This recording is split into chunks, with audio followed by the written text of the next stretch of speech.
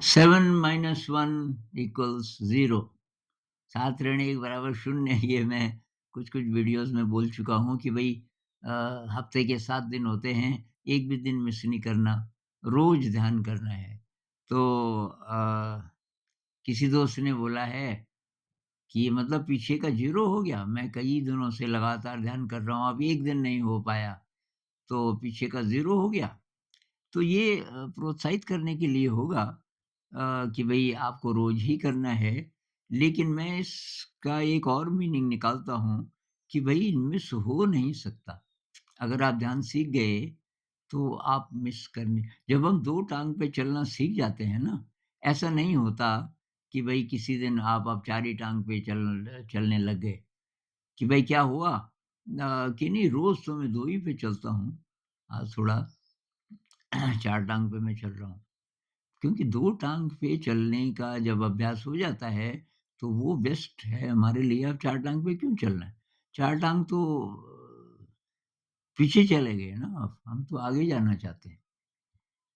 इसके कई उदाहरण हैं आम ज़िंदगी में। मान लीजिए कि किसी पेड़ से कोई रस्सी है, बहुत ऊँचा पेड़ है, कोई रस्सी है क्लाइंबिंग के लिए, उसमें जगह-जगह गाँठें हैं। अब आप ऊपर चढ़ रहे हो, चढ़ रहे हो, चढ़ रहे हो, अचानक आपका हाथ छूट गया। मान लीजिए कि आप 10वीं गाँठ पे थे और कुल मिला के 20 गाँठें हैं, तो 10वीं गाँठ छूट गई, अब आप नीचे गिर गए, अब 9वीं गाँठ पे थोड़ी हो, तब दोबारा कहाँ से शुरू करोगे? ज़ीरो से ना। मतलब आप ग्राउंड पे आ गए, अब पहली गाँठ है ही। तो आम ज़िंदगी में भी ऐसे हैं उदाहरण।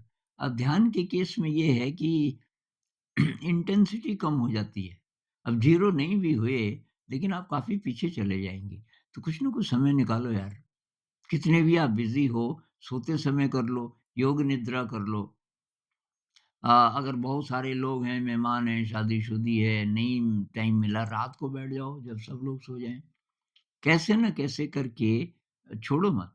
लगातार, लगातार, लगातार जिस तरह हम साँस लेते हैं, कितने भी हम बिज़ी हो जाएँ, साँस लेना नहीं भूलते। ऐसे ही ध्यान और दूसरा माइंडफुलनेस, माइंडफुलनेस का भी अभ्यास करो। वो होगा तो बहुत बार आप काम भी कर रहे हैं, लेकिन आप ध्यान में भी हैं।